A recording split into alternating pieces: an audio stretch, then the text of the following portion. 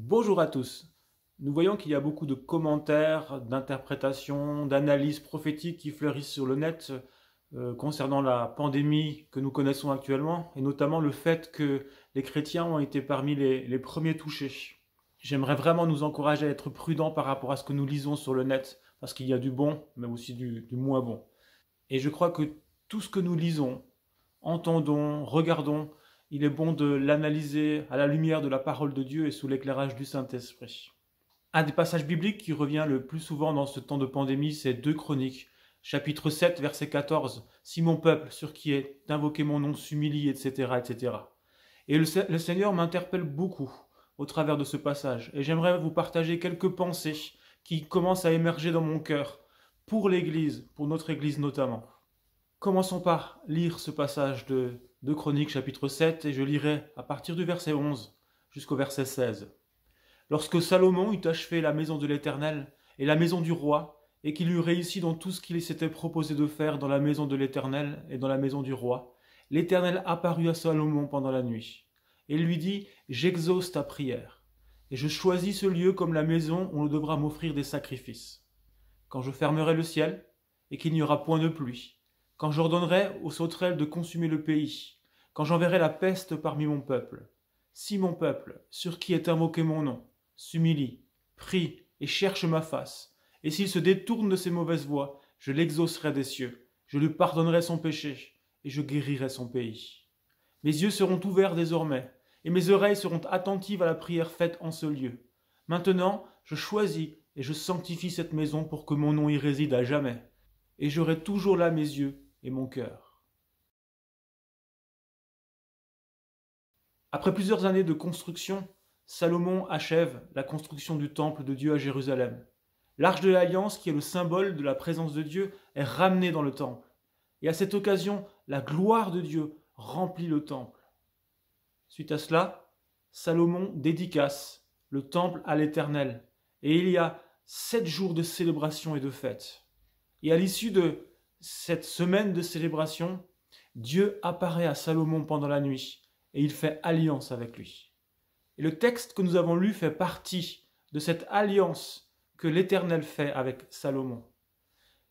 Dieu anticipe déjà ce qui va se passer dans les années et les décennies à venir, avec notamment les différents rois d'Israël et de Juda qui vont s'éloigner de l'Éternel et qui vont rendre des cultes à des idoles.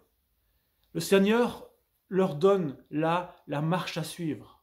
Quand je fermerai le ciel, il dit, si mon peuple sur qui est invoqué mon nom s'humilie, prie et cherche ma face, et s'il se détourne de ses mauvaises voies, je l'exaucerai des cieux et je guérirai son pays. Je crois que ce texte est vraiment d'actualité pour l'Église aujourd'hui. Le texte évoque notamment la peste parmi le peuple de Dieu, et cela illustre un peu ce que nous vivons en ce moment avec cette pandémie.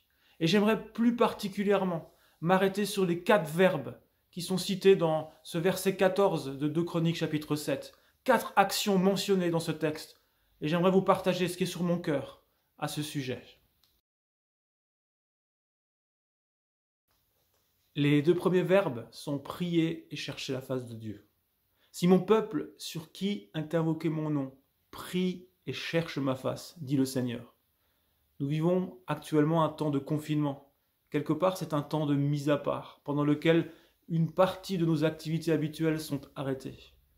En tant que croyants, en tant qu'Église, nous n'avons plus l'occasion de nous réunir ensemble, du moins physiquement. Heureusement, et nous pouvons louer le Seigneur pour cela, pour les moyens techniques que nous avons sur Internet pour nous réunir en visioconférence par exemple. Et beaucoup d'églises proposent également des cultes sur Internet. Mais dans cette période particulière, je crois que le Seigneur appelle chaque croyant à approfondir sa relation personnelle avec lui, à enraciner sa vie de prière, prendre du temps pour lire, étudier et méditer la parole de Dieu. Je me rends compte que beaucoup sont dépendants des messages qui sont donnés sur Internet, ou même des cultes qu'ils regardent, etc. Je crois qu'il est primordial pour chacun d'entre nous de prendre chaque jour un temps personnel avec le Seigneur, d'approfondir notre vie de prière, de prendre du temps dans la parole de Dieu à écouter le Seigneur, à lire la parole, à l'étudier, à la méditer. C'est quelque chose de primordial. Je crois qu'il est bon et utile pour chacun de nous de développer une foi forte. Et je vous encourage à vous plonger dans la parole de Dieu. Non pas simplement la picorer, en prenant des passages de ci, de là, mais vraiment avoir une lecture suivie, jour après jour, dans la Bible, et de laisser le Saint-Esprit vous interpeller.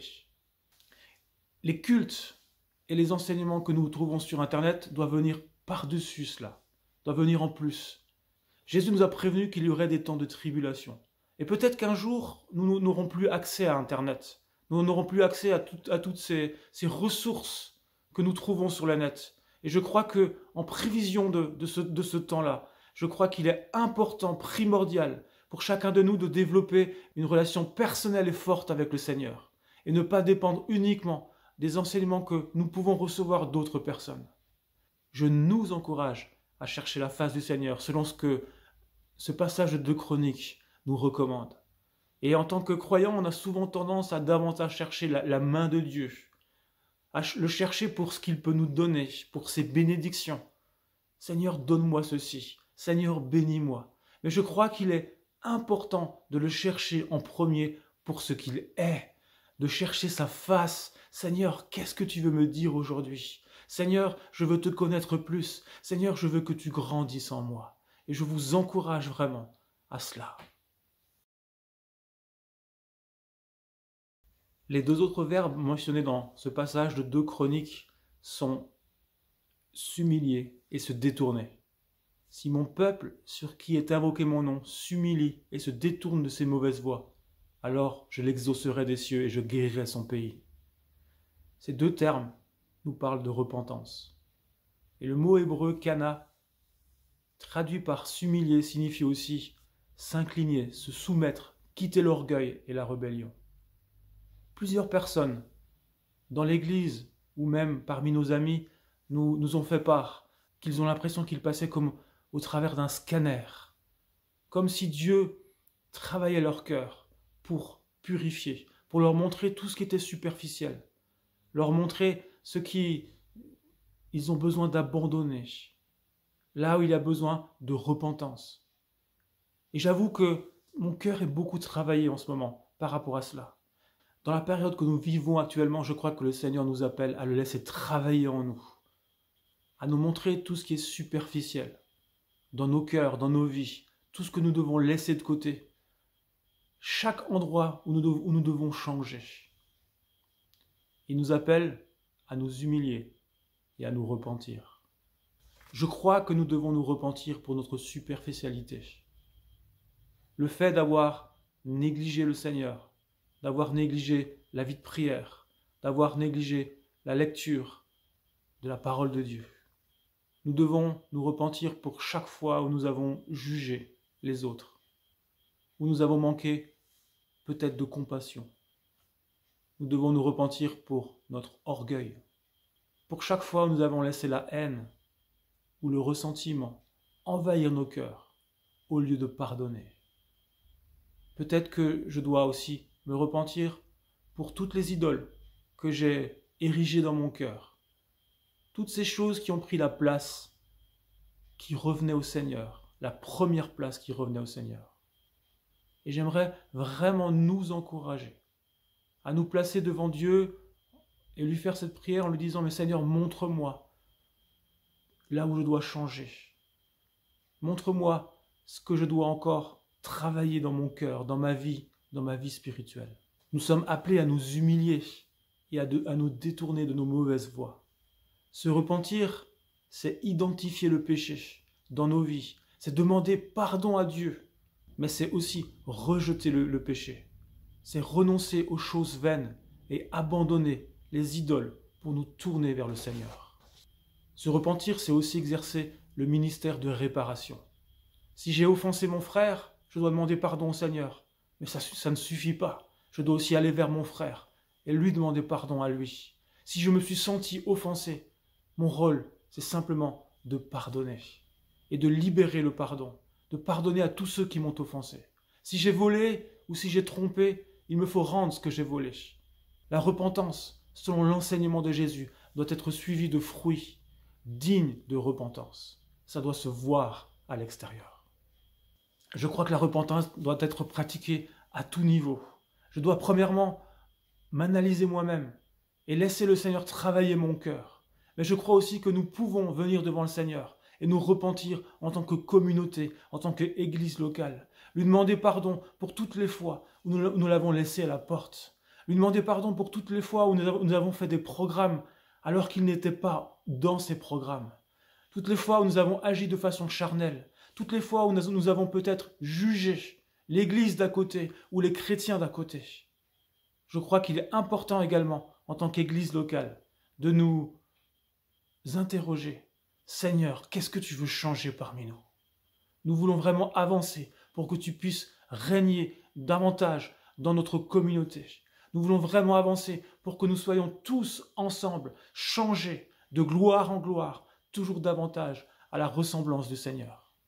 Et je crois que si nous passons par ces deux phases, la phase de repentance personnelle, la phase de repentance communautaire, nous pouvons ensuite intercéder pour notre nation. Nous pouvons ensuite demander pardon à Dieu pour les péchés de notre nation, même si nous ne les avons pas commis nous personnellement. Mais nous voulons nous identifier en tant que Français à notre pays, notre nation de France, et demander pardon au Seigneur, peut-être pour la rébellion. Pardon Seigneur pour l'avoir mis de côté dans notre pays. Comme Daniel, dans le chapitre 9 du livre de Daniel, nous voyons que Daniel s'est identifié au péché de son peuple et il s'est humilié devant Dieu pour les péchés de son peuple. Et de la même manière, en tant qu'Église, en tant que croyants, nous pouvons demander pardon à Dieu pour les péchés de notre peuple. Nous pouvons nous humilier pour que le Seigneur vienne et guérisse notre nation, pour qu'il envoie un réveil spirituel. Et je crois qu'il est bon de faire cela, il est juste de faire cela. Si mon peuple, sur qui est invoqué mon nom, s'humilie, prie et cherche ma face, s'il se détourne de ses mauvaises voies, alors je l'exaucerai des cieux. Alors je guérirai son pays. Et c'est ça la promesse que nous donne ce passage. Nous avons un Dieu qui est bon, compatissant. Nous avons un Dieu qui est près de ceux qui ont l'esprit brisé et contrit. Un Dieu qui répond à la prière des justes. Et je crois qu'il est important pour nous de laisser le Seigneur travailler dans nos cœurs, de façon personnelle, dans nos familles, dans notre communauté, notre église locale. Je crois qu'il est important pour nous de nous identifier aussi à notre peuple, d'intercéder, de nous humilier pour notre peuple, parce que le Seigneur va répondre aux prières. S'il vous plaît, mes chers amis, ne laissons pas passer ce temps tout particulier que nous vivons, où beaucoup de choses se sont arrêtées. Ne laissons pas passer ce temps sans laisser le Seigneur travailler en nous. Je prie vraiment pour que notre Église, je prie vraiment pour que moi personnellement, ma famille, nous ne ressortions pas de cette période de confinement telle que nous étions avant cela. Je prie vraiment pour que l'Église puisse rentrer dans des choses nouvelles, que l'Église puisse rentrer dans une foi nouvelle et plus profonde avec le Seigneur, une relation plus profonde avec lui, à l'issue de ce temps de confinement et de pandémie. Et j'aimerais vraiment vous lancer cet appel. Prenons du temps avec le Seigneur. Humilions-nous devant lui. Laissons-le travailler ce qui doit être changé dans nos cœurs.